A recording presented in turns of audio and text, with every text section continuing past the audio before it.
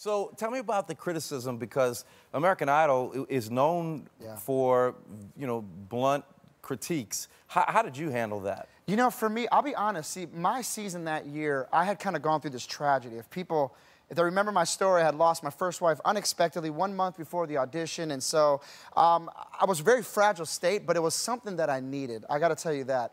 But I remember, first of all, one of the things they tell you to do on the show, the people who educate you about, you're about to be on the show, don't do this, don't do that, don't do this. But one of them is, do not Google yourself. So what was the first thing I did? I Googled myself. And I wanted to see what people were saying about me. And that was one of the things where I started recognizing the public has definitely an opinion. Sure. But then you have Simon Cowell. My season was Simon Cowell, Paul Abdul, Randy Jackson. And for me, Simon was like the dad, Paula the mom, Randy the big brother. You want their approval.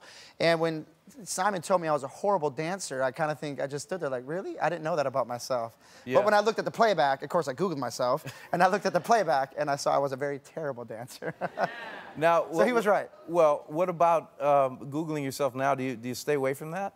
Actually, I'll tell you this. I've learned to become stronger. My skin is a little thicker because I've noticed that people can hide behind, a computer screen and say a lot of mean things. I've learned to take some of the bad, some of the criticism is good, but I don't put my whole life on it. Right. Honestly, man, I let it roll off my back like water. Good for you. Because they don't know me.